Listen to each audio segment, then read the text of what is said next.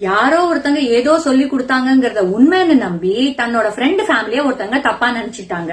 தான் தப்பா நினைச்சதோட இல்லாம தன்னை சேர்ந்தவங்க கிட்டையும் அவங்கள பத்தி தப்பு தப்பா சொல்லி கொடுத்து, தன்னோட குழந்தைங்க கிட்டயும் தப்பு தப்பா சொல்லி கொடுத்து அவங்களோட சரியா பேசாம இருந்தாங்க. குழந்தைங்களும் சரியா பேசாம இருந்துட்டாங்க. இது புரியாம அவங்க குழப்பத்திலேயே இருந்தாங்க. என்னடா என்ன ஆச்சு, நல்லா தானே இருந்தாங்க, திடீர்னு என்ன ஆச்சு அப்படின்னு. கடைசியில கொஞ்ச நாட்களுக்கு அப்புறம் உண்மை தெரிஞ்சதுக்கு அப்புறம் அடடா நம்ம தப்பா நினைச்சுட்டோமேன்னு அவங்க வழக்கம் போல நல்லபடியா பேச ஆரம்பிச்சிட்டாங்க.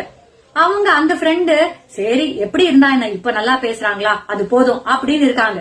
இப்போ அந்த பசங்க, அதாவது தனக்கு வேணுங்கும் போது ஒருத்தரை பத்தி தவறா சொல்லி கொடுத்து அவங்ககிட்ட பேசாதன்னு சொல்லி கொடுத்தவங்க இப்ப இவங்க ராசியான பிறகு ஐயோ அவங்க நல்லவங்க பேசு அப்படின்னு சொல்ல முடியுமா? இல்ல சொன்னாதான் அவங்க கேட்பாங்களா? நீ பேசாதன்னா நாங்க பேசக்கூடாது, நீ பேசுனா நாங்க பேசணும், கேட்பாங்களா மாட்டாங்களா?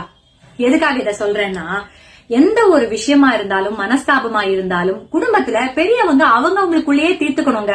மனஸ்தாபம் வராத குடும்பமே கிடையாது. அது ஒரு பக்கம் வீட்டுக்கு வீடு வாசப்படி. ஆனா அது அவங்களுக்குள்ளேயே தீர்த்துக்கணுமே தவிர அதை தாண்டி சின்ன குழந்தைங்களுக்கு, யங்கர் ஜெனரேஷனுக்கு அதை பாஸ் ஆன் பண்ணக்கூடாது. நாளை பின்ன பெரியவங்க ஒட்டிக்குவாங்க, அந்த குழந்தைங்க என்ன பண்ணும், கன்ஃபியூஸ் ஆகும்ல. அதனால எதுவா இருந்தாலும் அத அவங்க பெரியவங்களே அவங்களுக்குள்ள சரி பண்ணிக்கோங்க. சரிங்களா? குழந்தைங்க பாவம்ல.